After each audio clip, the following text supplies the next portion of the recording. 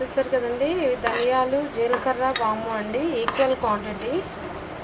ఒక 2 స్పూన్స్ ధనియాలు, 2 స్పూన్స్ జీలకర్ర, 2 స్పూన్స్ వాము అండి. సో ఇవన్నీ మనకి డైజెషన్కి చాలా బాగా పనిచేస్తాయి. ఇది యాక్చువల్గా ఒక మూకుల్లో నార్మల్గా వేయించేసుకోవాలండి, ఎర్రగా వేయించేసుకుని పొడగొట్టుకోవాలి. అది కొంచెం వాటర్లో యాడ్ చేసుకుని కొంచెం తీసుకుంటుంటే ఇండైజెషన్ అది పిల్లలకి ఇవ్వడానికి, దానికి పెద్దవాళ్ళకి తాగితే మనకి డైజెషన్ అది బాగుంటుందండి. సో ఇది చేసుకుని పొడగొట్టుకుని ఉంచుకుంటే ఎప్పుడైనా పిల్లలకి ఇది అన్ఈజీగా ఉంది, స్టమక్ పెయిన్ అలాంటివి ఏమైనా ఉంటే పెద్దవాళ్ళకి, చిన్నపిల్లలకి ఎవరివైనా సరేనండి, ఒక 1/2 స్పూన్ 1/2 స్పూన్ అలా యాడ్ చేసుకుని వాటర్లో తాగేస్తే వెంటనే సెట్ అవుతుందండి.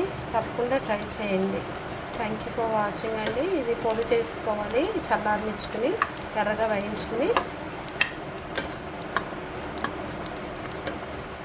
చూస్తారు కదండి, మరి నల్లగా అవనివ్వకూడదు.